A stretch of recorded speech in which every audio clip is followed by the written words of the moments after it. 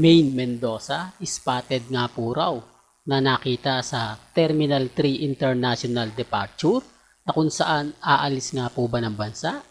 Marami tuloy nagtatanong sa atin mga kaaldab, lalo na po sa mga social media platform na si Mengay pala ay umalis pero walang update, hindi man lang daw ito nag-post sa kanyang social media.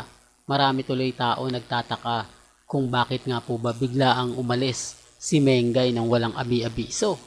Marami tuloy dismayado dahil naghahanap nga po ng update.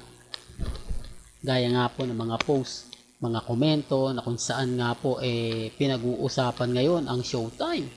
Dahil nga po sa ginawa ni Christopher Min ay umingay ng gusto ang Showtime na kung saan nakikisukob lang daw po ang Showtime sa GMA Network at si Mengay nga po ang plano talaga nila na mapapagsak dahil si Mengay nga po raw ang umahatak talaga ng napakaraming viewers sa TV5. Yan din po ay base sa mga komento po sa social media, mga sinasabi po sa Instagram, sa Twitter at sa Facebook dahil hindi naman lingid sa inyong kaalaman na si Mengay ay talagang napakabilis mag-trending.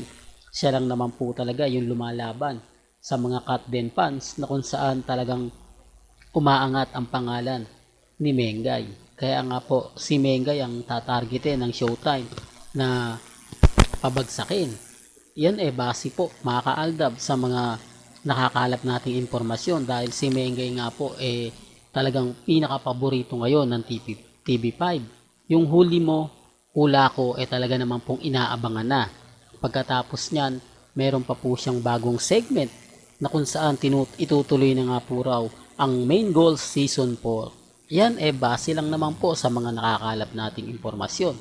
Base lang po sa mga nakukuha natin dahil halos karamihan nga po ng artista ng TV5 wala na. Si Maha wala na, kumbaga manganganak na, medyo wala na nga pong gaanong mga bigating artista ang TV5. Totoo to, real talk. Kaya nga po ako nagbibigay sa inyo ng update na si Mengay nga po talaga yung napipisil, napapalit nga po sa mga show na kung saan nga po talaga ibinibida ng TV5. Kung si Mengay na nga po talaga yung pasisikatin nila, yan po yung aabangan natin.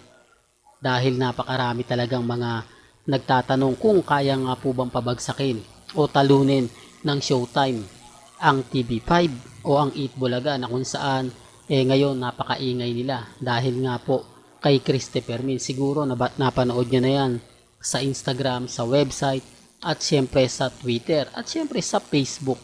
Hanggang dito na lang po ang update natin kay Mengay. Subscribe pa po kayo para lalo pong mas marami pang update na mapapanood ninyo dito po sa Main Goals o Daddy's Girls.